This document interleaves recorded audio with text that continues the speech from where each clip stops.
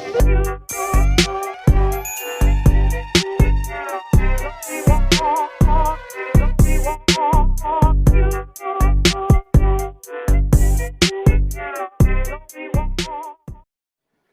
guys, it's Carlos from the We're Just Fans podcast. Thank you for joining us this fine evening. I'm joined, of course, by Poppy. Let him know what's up, Poppy. ¿Qué lo que hace, people? How we doing? There we go. And of course, we're joined also by Rios. Let him know what's up, Rios. Team USA. Let's go, man. Let's go, baby. Go, Team USA. And of course, we're joined by our old friend Andy McNamara. Let him know what's up, Andy. Hey, boys. How's it going? A little too sweet NWO for you. Hope everyone's good. Wolfpack for life, baby. Wolfpack. That's right. Yeah, no, that's all. Dang, you took it old school today. That's it, man. I was thinking if I would have thought I would have worn my NWO shirt I got from WrestleMania 18 in Toronto, but I wasn't thinking on it. Jesus. Nice. Look at you. Bring man. Back the old NWO. Next time you're Old on, school. you gotta wear the shirt. I'll wear my Stone Cold Steve Austin one. Oh, And, nice. It's a classic one too, the 1997 one. It's that one. Smoking Skull? Perfect. Yeah, exactly. See, I even know the shirts. It's perfect. There you go. We'll bring that one on. Take me back to middle school, man. There you go. It brings back. Geez, starting off nostalgic here, Andy. I know. I don't think the Browns-Texans game is going to be quite as memorable as our wrestling memories here. It's just a hunch. It will probably not even a little bit. If it's a beatdown, maybe, but It will be for Nick Chubb. He's gonna have the game of his life. Yeah. So let's start it off, boys. Since Andy brought it up, we're looking at this weekend: Texans versus Browns. The return to Houston of the one and only Deshaun Watson. Man, how are you feeling about it, Andy? Well, I'll tell you, it's interesting because I want to be excited, but I feel if I act too excited, then I'm a bad person. So I don't. Yeah. So I don't really know. I feel like I don't know what to do with my hands. Like, I want the football talent, Deshaun Watson. That sounds like a lot of fun. Right. But then there's all the other stuff, which is much less fun and not good. And then it's like, so I don't know. It's really tough. It's a case where you hope when he talks to the media that there has been some sort of he's come to himself internally and he actually will mean some sort of remorse, whatever. That's all you can really hope for. I don't know. So I'm looking forward to seeing, all right, what's this transition going to be like? Because the Browns did pull off the upset against Tom Brady and the Buccaneers. And now it's like, okay, well, what are we going to see? Because the Browns guys are in a middle of we're almost at coaching change type of season. And Lord knows I know what that looks like as a Browns fan. Like, we are very close. We're very close. But this is an audition for Kevin Stefanski and that offensive coaching staff. What do you look like now with Deshaun Watson? Can you hold it back and not get carried away passing the ball when you have Nick Chubb, Kareem Hunt, and a heck of a running game and not get lost in it? So that's sort of what I'm looking at in Houston. And really, how does Deshaun Watson look after not playing for 700 days? That's wild to say. Damn, it's been that long, huh?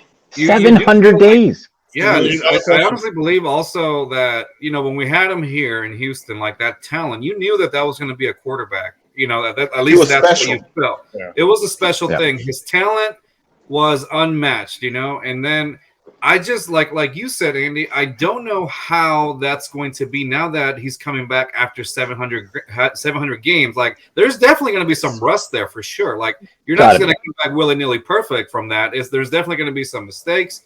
I'll ask you a question. Like, remember that preseason game that he had against? I can't remember. I think it was one or two. I can't remember before the whole suspension thing happened.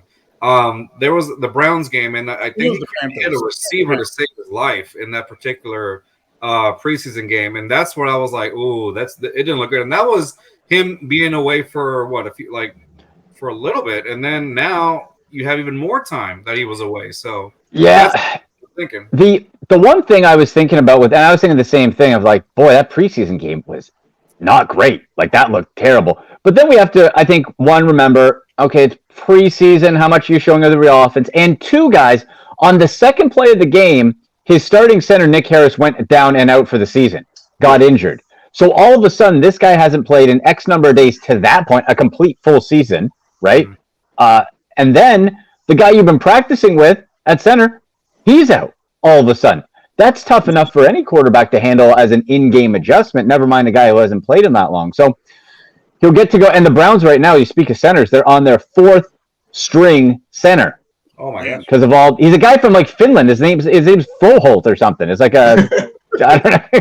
He played hey, he held up against Vita Vea last week, so I was impressed. But 4th string guy, so it's like it's a good showing. And so now it's like, all right, how is he going to look? I think what we're going to probably see is a case where they'll let him take his shots from time to time, but they're going to really sort of ease him in. And I think the offense is going to look similar to what we've been seeing under Jacoby Brissett. But the added element, of course, with Watson is his legs, right? Yeah. Jacoby Brissett.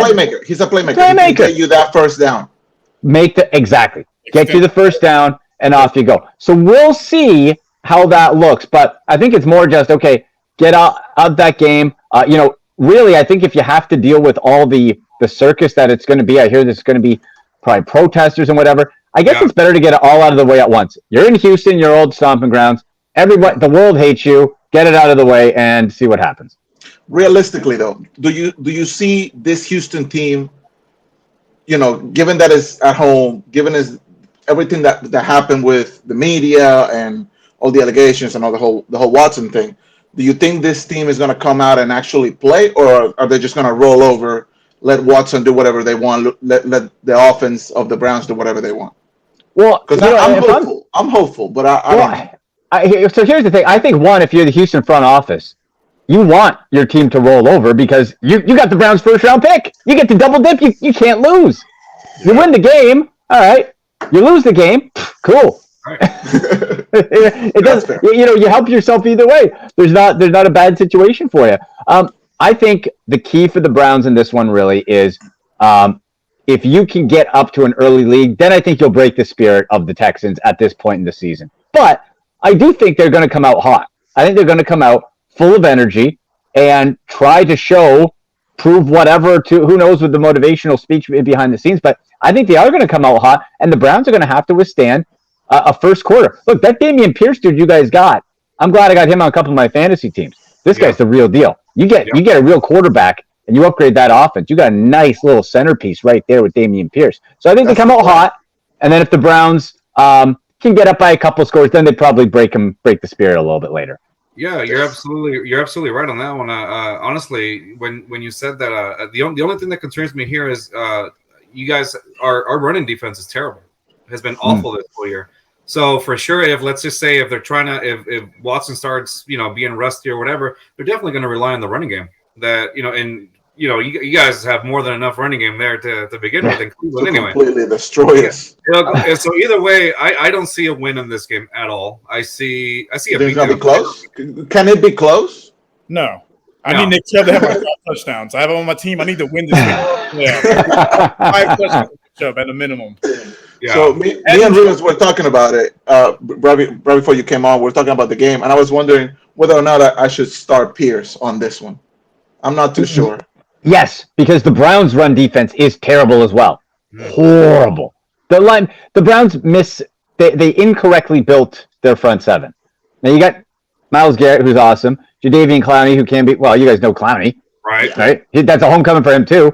But then what they did was they built their linebacker core and interior defensive line small and fast. And I don't know about you, but I'd rather have a big fat Vita Vea in the line to bully the players back than a little quick guy and the linebackers are small, they're fast, but that doesn't help you in the run game. So they've been run over quite a bit. So I think really that for Houston, their best chance is feed Dameon Pierce. Feed him. Because the Browns haven't been able to stop the run. Now they did had some success a bit later from Rachaad White, but then Tom Brady got away the Tampa Bay offense got away from the run. But if you stick with it, man, like the Browns have made stars out of no-name guys this year at running back. So I would stick with Dameon Pierce and keep running it and see what happens. There you go. Okay. That works. Let's see. So the last time you came in here, Andy, we were talking about Poppy here, who had not ever in his life played fantasy football. Ever. We wanted to give you an update. We wanted to give you an update on how Poppy is doing as a first timer. Go ahead, Poppy. Let them know what's up. All right. So I'll walk you through it, right? So right now on my league, right, 10 players, I'm number 2. I'm 8-4. Okay. Nice. And it was I did not think it was gonna come to this because my season started so slow because my first round pick, I think I picked number 5 or 6. My first round pick was Derrick Henry. And I don't know if you remember, he started out pretty slow during the season. Yep. But he's been eating ever since like maybe game 4, I believe, week 4.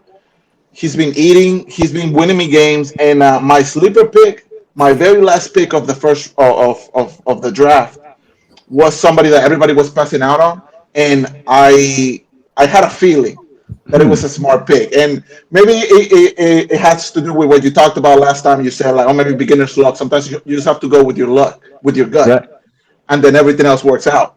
DeAndre Hopkins has been a revelation as a last pick because he was suspended for like what, 6 games? Yeah. And he's been him and Derrick Henry, man. It's like the best duo right now for me. Like they've been winning me games nonstop. I'm on a 6-week winning streak.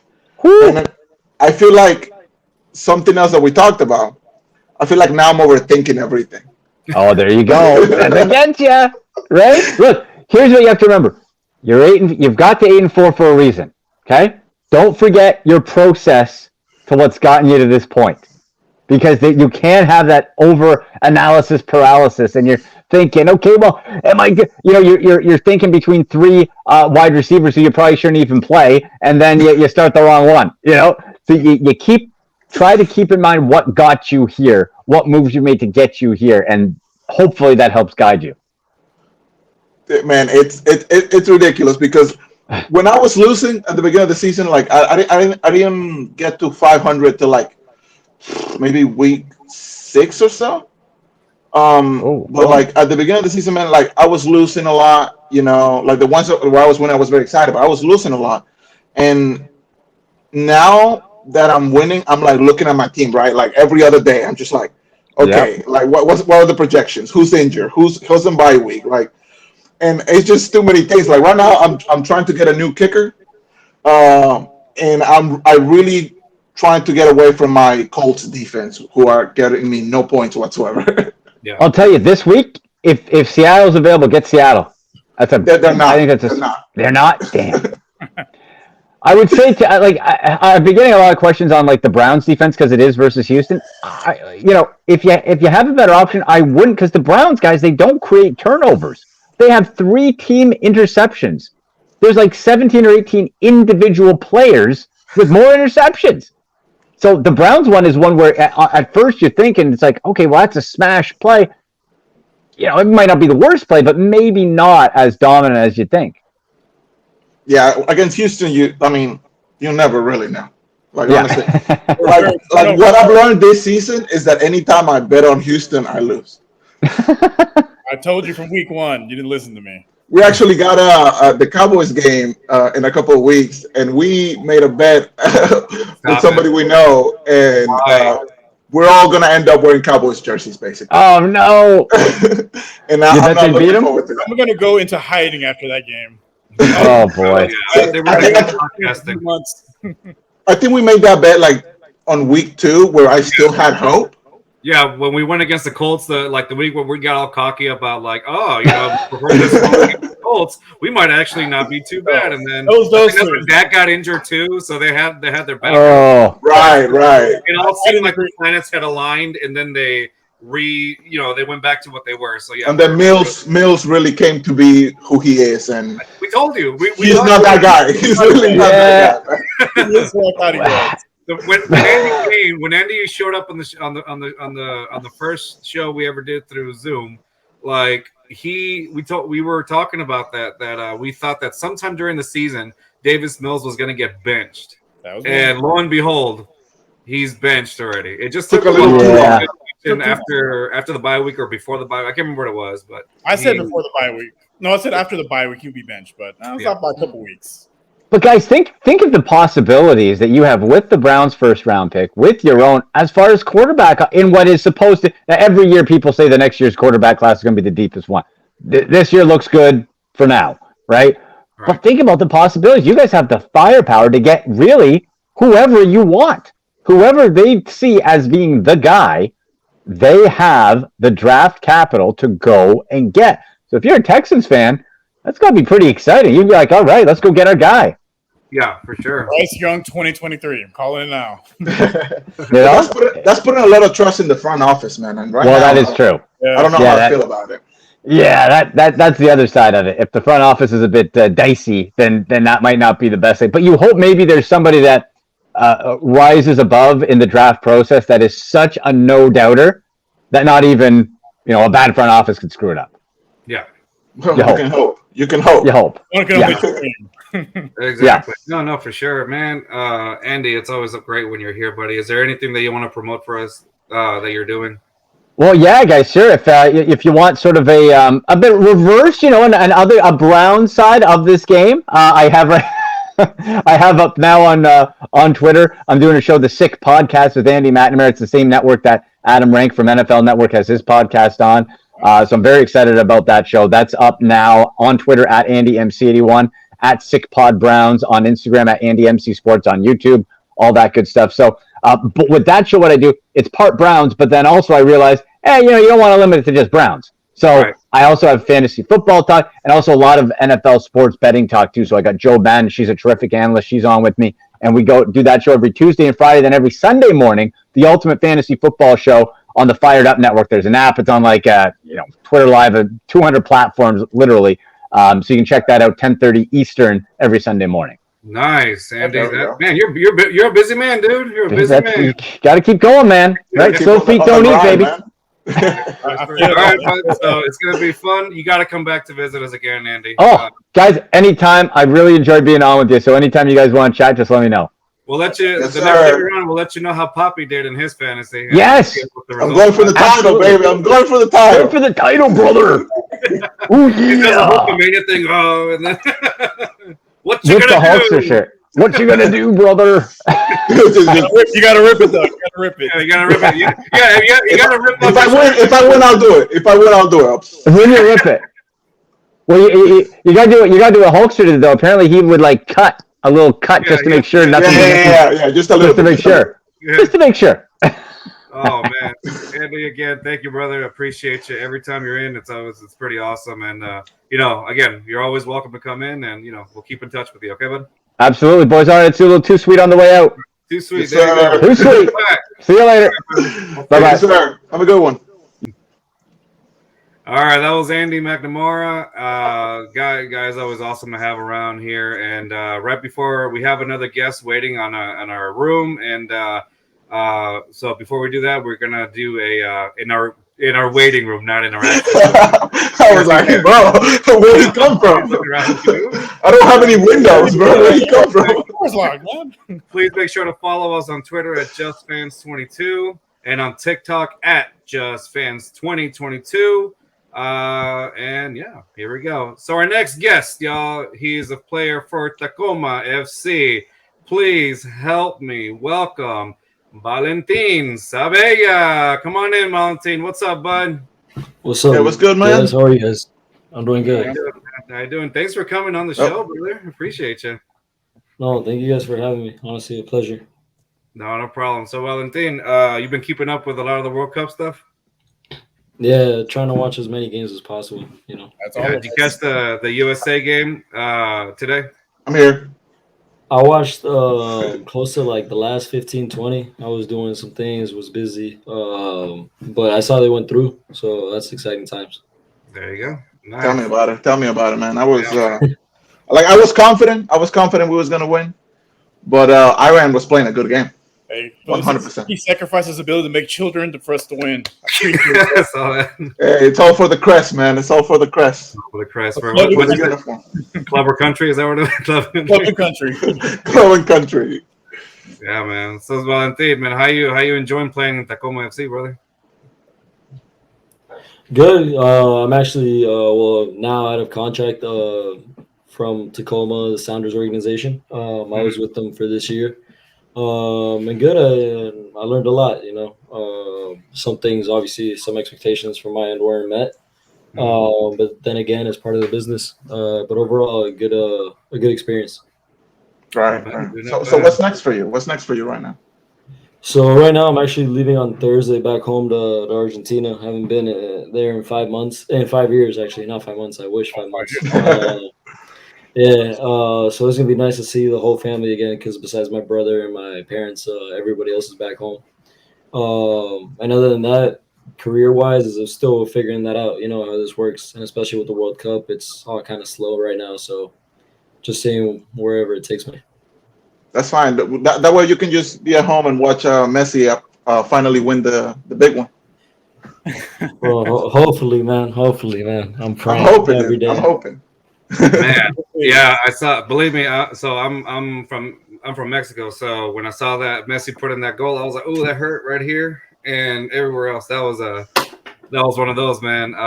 But nonetheless, that was like I kind of expected it because I know my team. It was like we were playing okay. We were pressuring the guys, and then eventually it came to be one of those things where we just didn't have anybody to score. We don't have a number, a 9. Yeah. And then it just I didn't expect that game to go well, to be honest with you, when I saw it. And I was like, well, I expected the Messi goal, but then I didn't expect the other one afterwards. I was like, oh man.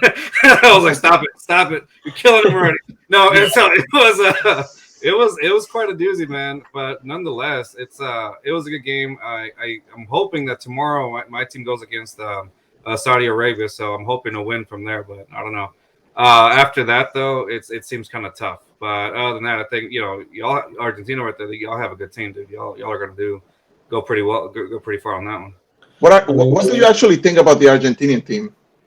So I mean, Argentina, I think is like one of those nations. It's like Brazil, Germany, England, Italy. When they're not in the World Cup this year, but those type of nations that they're always going to be candidates just from simply wearing the badge and the crest, Yeah. But at the end of the day, like this year in particular, like 2018, we thought we were candidates for the simple fact that we had Messi. That's what I believe, and that's what between us Argentines we spoke. But we didn't really have a team to compete. It was all chaotic. But this year, you go 37 games or 36 unbeaten. I forgot the streak, how long it was, something like that. You beat a powerhouse. Yeah, 36. You beat a powerhouse in Italy 3-0 in Wembley. Yeah. You play well. You don't have Paredes, for example, running the midfield. You have another guy. Dybala comes on, plays, scores. You beat Brazil Maracanã a year before, so you're like excited. So to get that slap in the face early on against Saudi Arabia brings a lot of doubts. But it's honestly a team that I'm very confident in. Mm-hmm. And it's taken a while, honestly, since 2014. It's been hard to find that in Argentina. Yeah.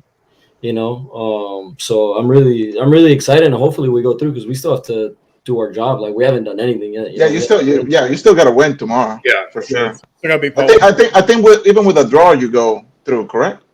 Well, it depends on how Mexico does. If Saudi Arabia wins, Argentina has to win, otherwise they don't go through. Mm-hmm. Yeah, if Saudi Arabia, Mexico too. I think if Mexico wins and Argentina draws, I think then it depends on goal differential. Yeah, but Argentina has the better goal differential right now. Because I don't think Mexico has scored a goal in the World Cup so far. No, they haven't. So they have to score at least like 3 or 4, and Poland and Argentina is like a low score for them to advance if it's a tie. I think it's going to be a low scoring one, the Argentina game, because Poland, they defend like for their lives right now. So. Yeah, I see that one going like maybe 1-0 if it's not a tie. Oh, really? Interesting.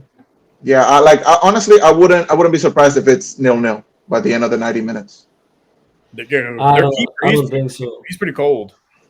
Yeah, Szczesny's good, but he's faced Messi too many times. Messi has gotten the better of him. Messi is Messi, man. That's true. It's gonna be a good. But if there's anything that I've learned about watching the Argentinian team over the years, is that in the games that you need to win, yes, always count on Messi. But it's about the team around him. It's about the Di Marias. It's about, like you said, the Dybalas. Lautaro Martinez really needs to like get on form because he's been very inconsistent in these 2 games. So Yeah, exactly. I mean, just the fact the other day. I mean, I think against Mexico was a better showing, especially after the first 30 minutes. The first 25 were extremely shaky, and I don't know if you guys heard Scaloni, which is Argentina's head coach. Talking post game, and he was saying how he's like in Argentina, like you can feel the tension, and you can feel the tension in the stadium between the fans and stuff like that, and it's like it feels like as though if we don't win this game and we don't qualify to the next round, it's the end of the world, and like we have to die or something like to that You get to extreme, take it to and heart. yeah, like it's simply a football game, which I really I love our passion and stuff, but sometimes we need to be a little bit more cold and more objective and understand that at the end of the day, it is just a game. I love the passion and I wouldn't change it for the yeah, world. But at the end of the day, that pressure, you give it to the players. The players feel that energy, Yeah, and yeah. they carry a weight. I don't know if you guys pressure saw it. makes My diamonds, though. crying. That's Yeah, the that is reason why true. you guys you have. Oh, I think he kind of froze a little bit. It's okay. It usually goes away like that. Yeah. So nonetheless, though, but you'll see him frozen for like a second. Hey, look at his face. Sorry, look at his face. Oh man, he's back. All right, go. I'm back. I'm back. Oh, I thought you were gonna be off and like your face, dude. Your face was like. It was an improvement. It was I the saw a funniest chicken thing wing or ever. something. It was the funniest thing You're ever. killing me, man. You're killing me. No, sorry. You were talking about the pressure, Papi. You were talking about I'm pressure. saying, yeah, pressure makes diamonds, dude. Like one of the reasons why Argentina is one of the, like you said, one of those nations that is always on the whereabouts of contending. It's because those players, they grow up with that passion. They grow up with the pressure put on them. They wanna represent the jersey. They want to show up for their country. And the fact that they've had Messi for the last like 16, 18 years or whatever, like there's pressure playing with him, and there's pressure uh going to the World Cup and actually showing up. So I think, yeah, pressure can be difficult, but I feel like it's a good thing, especially for a team like Argentina, who in the past have relied too much on Messi. Like I feel like the rest of the players need that pressure in order to perform, because if all they're gonna do is just pass it to Messi, yeah, like against Mexico, it'll help you out. But you're not gonna play Mexico every game. You're gonna play France. You're gonna play Spain, Germany. Mhm. Everybody has to step up. But For I'm sure. rooting for y'all, man. I'm rooting for y'all. Appreciate it. Yeah, because your country isn't in the World Cup. That's why. No, Yeah, we don't talk about that. We don't talk about that. All right, goddamn. I'm a U.S. citizen now. Actually, my country is in the World Cup. My country is in the World Cup. Yeah, there you go. Sorry, I forgot about that. Yeah, you are. Sorry about that. I take that back, Puppy. My apologies. Yes, USA is in there. They want USA. Red, white, and USA. Oh my god, I forgot about that. Yeah, good job, man. No, all right. So I gotta ask you, Valentin. I'm not gonna put you on the spot or anything. I promise. Okay. So we saw the whole situation, and we kind of want to get a player's perspective of it, of course. And I think you may know what I'm talking about, the whole Canelo Alvarez and Messi thing, right? And so now, hear me out on this one, okay? So I hadn't seen it until like I saw the tweet that it was blowing up on Twitter, right? With the Canelo saying, literally his tweet mentioned that Messi was like washing the floor with it. And I was like, what? No way. And so I looked at it, and then and from what I saw, it was the jersey was on the floor, and then Messi literally just took off his boot, and then maybe grazed it a little bit, and that was it. I didn't see it as a big deal, even though I'm like a Mexico fan, I didn't see it as a big deal because I was like, what do you mean he was washing the floor? I didn't understand the way he worded it, right? And then I'm looking to see if I can find it, because you can find all that on Twitter, right? And then I looked at it, and and then I didn't even have to look far because Canelo apparently uploaded it for us or retweeted it, and then he put HDP, which we all know what that stands for in Spanish, and with a angry face. And I looked at it, and I was like, hold up, that's not his account. Like that's somebody else's, because whenever you look at a player, they have a verification right next to their name, right? And so I was like, that's not his account. He's looking at somebody else's account as like a fake account, like a joke account. And he's getting mad over all that. And then you had El Kun Agüero ended up like tweeting him, hey, it's done in the locker rooms, like the jerseys after a game, they're all sweaty, they're on the floor. And then there's other people that were uploading pictures of like, yeah, it's true. Like One of them was against, Venezuela, that the jerseys were on the floor again and things like that. So apparently it's set up. So then it's, it looks like from what people told me, even Miguel Layun, who played for Mexico, the national team, said the exact same thing. Like, no, brother, like, I understand that you're trying to defend the honor of the country, but no, the jerseys like do stay on the floor because they're sweaty and all that. So my question to you as a player standpoint, that does happen, right? The jerseys do get on the floor whenever like you get somebody's jerseys and they're all sweaty, right? Like that does happen, or no? Or am I wrong here? I mean, in every locker room I've been at, you finish game, even your own jersey, it goes on the floor, it goes in the bin basket, for it to be washed for the next day or the next game or whatnot. But yeah, I mean, the Cole Canelo situation, I think, was kind of strange, and I think, I don't know Canelo obviously, but Right. At the end of the day, I think it was kind of like a thing where like he maybe tweeted out of anger, or like Kun Agüero said on Twitch. He was like, I think one of his friends maybe riled him up a little bit and said, "You can get some fire off of this," and also I think at one point he just can't back away from it, Yeah. and like that's why, because even there was a video that came out I just saw today of Guardado talking about the incident actually. Yeah. And Guardado and Messi actually I don't know about relationship or friendship, but they have a bond, like I don't know if you guys have seen the videos between Messi and Guardado's son and stuff like that. And also, I mean, we don't know Messi, but what he's shown to the public eye and what he's been in general, he's always maintained the same line in terms of like his persona. He's never been disrespectful. Even at the Mexico game, I was seeing him. He got wrecked, pulled, jersey pulled, everything. And then towards the end of the game, he kicked one of the Mexican center backs. I forgot who. I think it was Hector Moreno. And he was saying sorry, and he was walking away saying sorry. So he's that type of person. So I would be completely surprised. I mean, what he did, like being a player, it's something that's completely natural. That's the way you take off your cleats when you're tired. You're celebrating in the locker room. The last thing you think about, jersey on the floor. Honestly. Right. I figured, I was like, I don't get that vibe. I mean, not like I know him or anything, but like he doesn't seem like that kind of person that would just be like disrespectful in that sense. Whether you like him or not, he doesn't. And if you don't like the guy, it's basically for his ability, And so the thing is, I don't recall a time when or from when I've seen Messi, that he's ever been like disrespectful like that. I'm pretty sure, like you're saying, it was one of those instances where you're just like, tired after a game, you're celebrating. The last thing in your mind is probably the jersey on the floor. Guardado said it also that that was his jersey that they had exchanged. Oh, there you go. Yeah, it was. And there's also and just to like tell you guys, I mean, I don't know if you guys ever heard, but when Argentina won the Copa America in Brazil at the time, the Argentina players, Argentina Brazil is probably the biggest rivalry in world football when it comes to international soccer. Yeah. And the Argentine players started chanting against the Brazilians at the Maracanã, and it was like a kind of like derogatory, chant.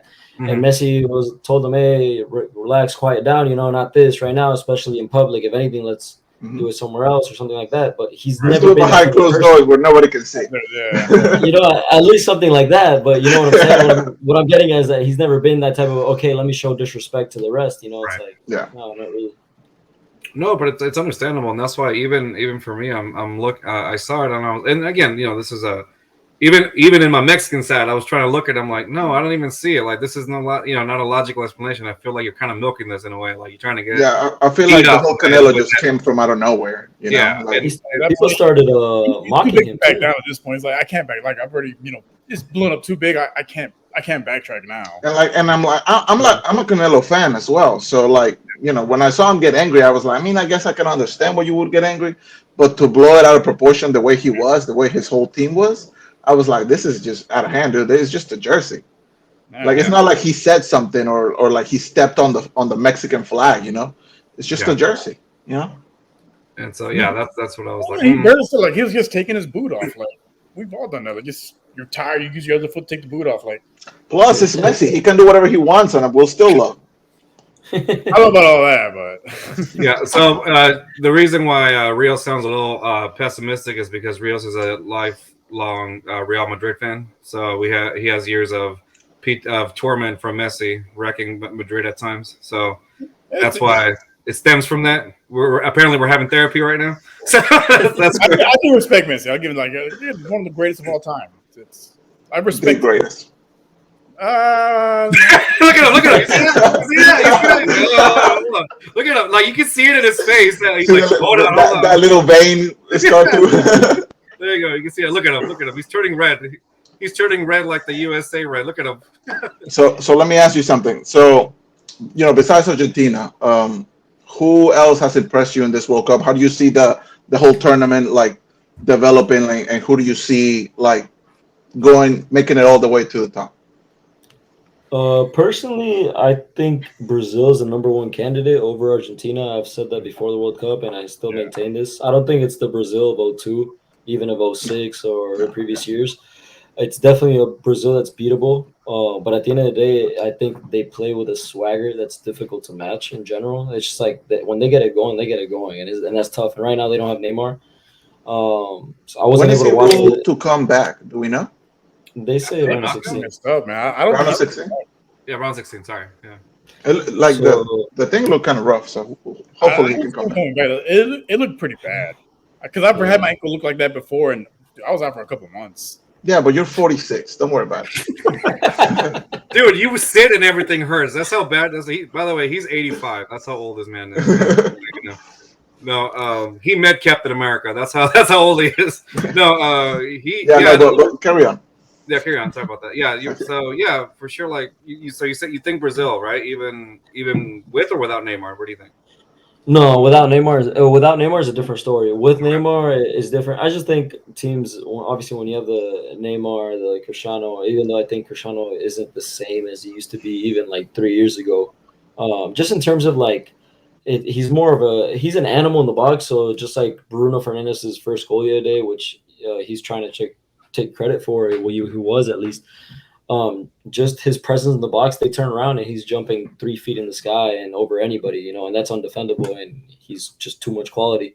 But he's not the Cristiano of old that could take people on left and right, and make a difference. But I know Portugal has looked strong. France, people were counting them out because of the injuries. They've looked strong, but I think they're still young, so I want to see them on the knockout stage. Argentina, I think, is one of the candidates as long as they get out of the group stage, because I think once you get out of the group stage, a whole new World Cup opens up. Yeah, and I think the U.S. Honestly, I was saying it today. I was like, it's not easy for either England or Netherlands to face Senegal or the U.S. Primarily, Senegal has nothing to lose, I would say, against England. But and Netherlands hasn't looked strong to me throughout this World Cup. They haven't, and I think the U.S. These quote unquote kids, because a lot of them are my age, younger, some older, but. I think they're growing confidence within themselves, and I think they might be ready to give that how do you call it, that knockout blow to finally make that quarterfinal and be like, okay, this is US, we're ready for what's to come in the future and stuff like that. Mm-hmm. So I think they might be the team that might surprise a few in the round of 16 and go to the quarterfinals. I would love that. I would love nothing more than to see the US actually make it far. He's like 24 years old. That's crazy. Like, you're saying that because you just became a citizen, right? You're just trying. Hell yeah. Represent. I wish I had a. Where's your American flag, sir? It's in the car. Don't worry about it. Okay, yeah. Please, I want to see that flag hang on the bag next time. But no, like I agree with what you're saying, man. Like this Netherlands team seems very lackluster, and I feel like the USA can actually surprise them. Mm-hmm. They've been playing like very well. Even the game against England, I feel like they were the better team. Yeah. Obviously, against Iran, they were the better team, and against Wales, I feel like one mistake cost them the game. Basically, yeah, it was one mistake that cost them the game. Pulisic gets a lot of hate over in England for being so inconsistent, but when he plays with the Stars and Stripes, dude, he's a different player. He actually becomes a leader, and I hope to see him back for the round of 16. Captain America. There you go. A pelvic contusion or something, I heard. I don't know what that is, but hopefully he's back. It's a bruise basically on your pelvic area. Yeah, when he didn't come back for the second half, I was a little worried because they weren't saying. But when they said what it was, okay, it's just a bruise. He'll be there Saturday. Without a doubt, he'll be there Saturday. So let me ask you this: what's been your most disappointing team so far? Yeah. In the World Cup so far? Yeah. Well, I mean, this might shock a few. I've had a lot of discussions actually over this. Belgium was not. I didn't expect anything out of them, so they're not one of the ones that has shocked me. I fully expected everything coming out of them. I think definitely Argentina shocked me. Not disappointed me, but shocked me in terms of okay, we're gonna make it rough on ourselves again Mhm. after what we've been promising. I think I was expecting a little bit more out of Denmark for sure. Really? Okay. Just I was just expecting a little bit more out of Denmark. They showed a good like a good qualifying process to call it. I don't know. Yeah. I And don't know two how to years say it in ago in the English. Euros, they were pretty good too. Yeah. Yeah, they were pretty decent. So I thought, okay, taking advantage of the injuries with France and sorts and Argentina looking good, the potential to face the number two of France, Denmark faces the number one Argentina's group. I was like, maybe you're trying to avoid that, but it seems like France is too strong and too stacked Yeah, man. overall. They are one of the most stacked teams. But to think about it, honestly, I don't know if any team has really disappointed me. I did expect more out of the U.S. I think when you play a team like Wales, you should beat them, especially because I think the U.S. throughout the years still expects to play the big dogs. They expect to be one of the household names throughout the world. They Yeah, expect to but be, I think, within the the top eight, which are usually the ones the head of the groups in every World Cup. I think that's what the U.S. Wants to be eventually. And I think at that point, when you've invested so much into football in this country in the past few years, Mhm. you want to see that click. I think they have the players to do it. I think they have. I don't know much about the coaching staff. It seems like they've done a good job throughout the years. Um, but I would like a little bit more out of them just because it's like okay, there's no excuses now. A lot of these guys, most of these guys are in Europe. Before it was we don't have a lot of guys in Europe. Now Mhm. it's like okay, you got a few guys at Leeds, you got a few guys in Bundesliga first division. Gio Reyna was assisting Haaland just last a few months ago. Haaland's Right. at City, best scorer in the world right now. Yeah. So it's like, but I think maybe come 2026 when they're a little bit more mature and older. I like Musa I a lot agree. too. Yeah, You know? you're absolutely right. I think the Yeah, team is still too maybe young right now, and like you're saying, they're a little too young. Yes, but the experience is going to be great from here on to the next World Cup. I do see I do see that spark in this USA team that I hadn't seen before in previous ones. And it's like I'm look. And it's just there. It seems like a hustle, like just like a spark of something new, and it's getting the people excited again for soccer in the U.S. because we know that here in the U.S., it's predominantly football or baseball. You name it. Soccer is kind of not seen as a big mainstream sport. It is getting there, and I'm glad about that. Um, little by little, and so hopefully now with these kids, not like these kids, these young men who are actually in this U.S. team that are taking it hopefully a little further than what the norm is for the Yeah. USA. Hopefully, it inspires more clubs here in the U.S. to do more things and maybe change it up a little bit. I've never been a big fan. This is me personally of how like the rules are done here. As far as like the no relegation thing, I know that it would be a big thing here in the yeah. U.S. Completely change it to like a relegation rule. It would be, different. But right here, I think we still use almost like the football terms. We get the kids out of college and The draft them draft and everything. and Yeah. all that. Like it's one of those things as opposed to like the actual scouting that you do for like like in other countries or whatnot, or like looking at these kids that are playing soccer outside or whatever. It seems like it's more based on like kind of like how the NFL thing. I mean, want to think about it, if you think about it, Lamar Hunt was one of the guys that started this whole MLS thing, right? Lamar Hunt. And so Lamar Hunt is the guy that the AFC championship for football is there, the Lamar Hunt Trophy. So he started with American football. He's one of the biggest reasons for the AFC in the NFL.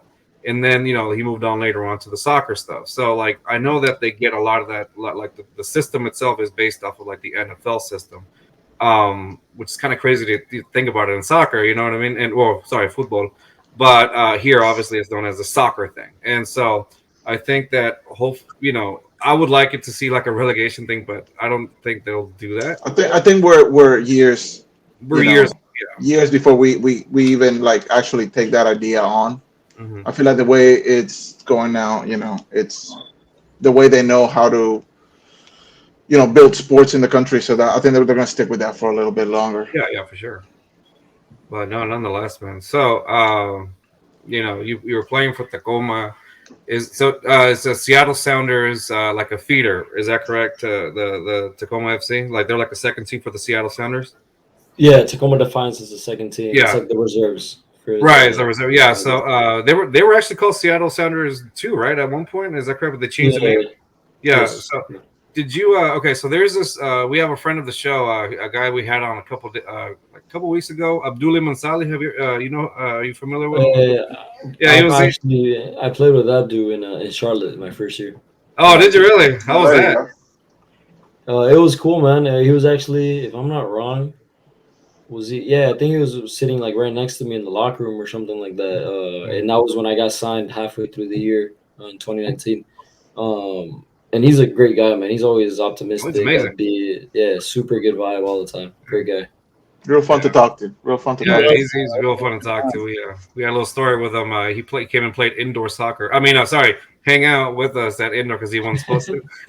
And so, and that's how we met him. And we kept in touch ever since. And I was like, so he's a cool dude. So that's why I was like, I think you may be familiar because I think he's in Seattle, and he was like he's doing stuff over there with Seattle. But that's why I didn't know if you guys had like met because of the Seattle stuff. But that's why I asked.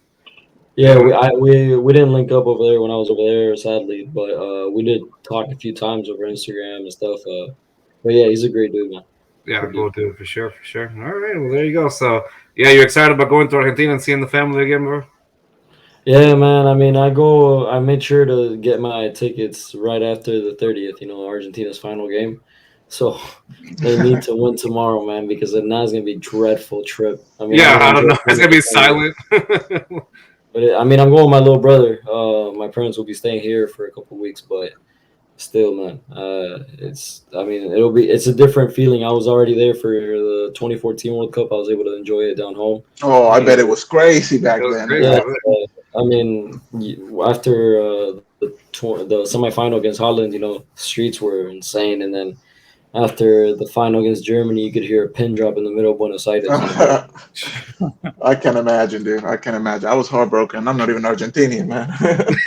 He's from USA now. Remember, he's exactly USA. Yeah, he's like USA. I'm part German. I was ecstatic. So, yeah. Get out. Get out, sir. Yeah, revoked your. My German half is very ecstatic, so I appreciate that. All right, y'all. Well, we're gonna. Oh, go ahead. Did you have a question, Bobby? Just some final thoughts. So I know you mentioned that Brazil is probably like the bookies' favorite, I believe, as well, to win the whole thing. But if all of y'all had to put money on it, who are you picking to be the last one standing? Brazil. France. I gotta go with my country. Of course, yeah. Like you got it, but do you actually believe it? Like Oh, I believe it at heart. I know that it's easier to face. Like I was talking about it with my friends the other day, and they're like, if we need to win, get first place, and so we can avoid France and whatnot and this and that. And I told them, I'm like, bring on France, bring on Mbappe, bring on Giroud, bring on Dembele. To be the best, you got to beat the best at the same time. So. So I'm not gonna fear. Yes, 2018. I mean, look at 2018. France was the one that ended up winning the championship, but we're the team that scored the most goals against them. We scored 3 against them. Yeah, you guys took them, and we qualified in the last minute against Nigeria. In the group stage. So it's like it's football at the end of the day. And at the end of the day, we do have a squad. People forget we went undefeated for 37 games or 36. Like people still kind of forget that, and we got the best player ever playing with us. So let's look at real. Say it again. Say it again. Just like the best player ever, Lionel Messi. He's dying inside. Look at him. Honestly, my personal bet on best ever is Pelé. I'm not even Brazilian. I thought you were gonna say Ronaldo. Bro, he was playing with school teachers and like mechanics, bro. Get out of here! Get out of here! With school teachers. He was playing with like freaking bank tellers and shit. Get out of here, man! Oh man, no. I forget you saw him play though. I forget that you actually out there live. Yeah, we're hanging out. Yeah, because you're that old, sir. No. Sorry, we clown each other all the time. No, I was going to ask you. So, fuck. you're I just realized it. So, okay, so you're from Argentina. How did you How did you get to where you were with Tacoma? So how did I end up at Tacoma? Correct. Yeah. Oh, so okay. So I mean, long story short, I moved to the States in 06. So I've been living in Miami since. Signed for Charlotte in 2019 and actually threw the Lamar Hunt U.S. Open Cup. Yeah, I had a really good performance, and the Charlotte Independent signed me from the USL Championship at the time. Now they're in League One. Played there for 2.5 years, went on loan to Cancun FC, Mexico's second division. Came back, and then I was a free agent at the end of 2021 when the season ended with the Charlotte Independence. And then one of the guys from Sounders ended up seeing me. I don't know when and where, but they reached out to me. Reached out to my agent actually, and then eventually ended up over there in Seattle. So that was kind of like the story behind it. Oh, nice. There you go. Well, I like that. I like that. So do us a favor. You got to come back and see us when you get signed up by one of these big teams. You got it, bro. I got it. I'll be back here. There you go. Sure. Yeah, he gotta be playing with PSG in like 2 years. There you go. Yeah, when you're playing with PSG, bro, you better you come back. Don't forget about this little podcast over here. Even if they need a water boy, man, I got you. Thank you. All righty, man. All righty. Hey, man, thanks for coming on the show. I appreciate you, joining us and all that. It was great talking to you, Valentin. Please come back and see us again, dude. It was a pleasure having you on here. For sure, I loved it, man. It was fun, honestly. Oh, for sure. And then we could always poke at Rios. Keep reminding him who the best player is. And look at his face, dude. He's yeah. I mean, we'll know December 18th, right? Yeah, we will. Damn right. Damn right. I'll be back December 18th, if anything. All right. There you go. All right. A bit. All right, Valentin. Is there anything that you're promoting, dude, that you want to tell us about, or where should people follow you? Yeah, my Instagram handle is Valentin Sabella all together, and then my Twitter is Sabelong10. Kind of hard to understand, but somebody took my name years ago and they haven't tweeted in 20 years, so wow. Oh man, yeah, so I kind of had to stick by that one. But yeah, those are my handles. All right. No, thanks for coming on the show. And again, guys, again, big shout out to Valentin, and thanks again to Andy as well for coming on the show and talking to us about fantasy football. Thank you guys again. Just follow us on Twitter again at JustFans22, and also on TikTok at JustFans2022. We had the same problem just like Valentin. Somebody took her name, so we have to extend it to 2022, and so here we are. All right, y'all. Thanks again for coming on. I appreciate y'all. See y'all later on this week. Peace. See y'all later, guys. Ciao, Valentin. Gracias. Ciao. Have a good one.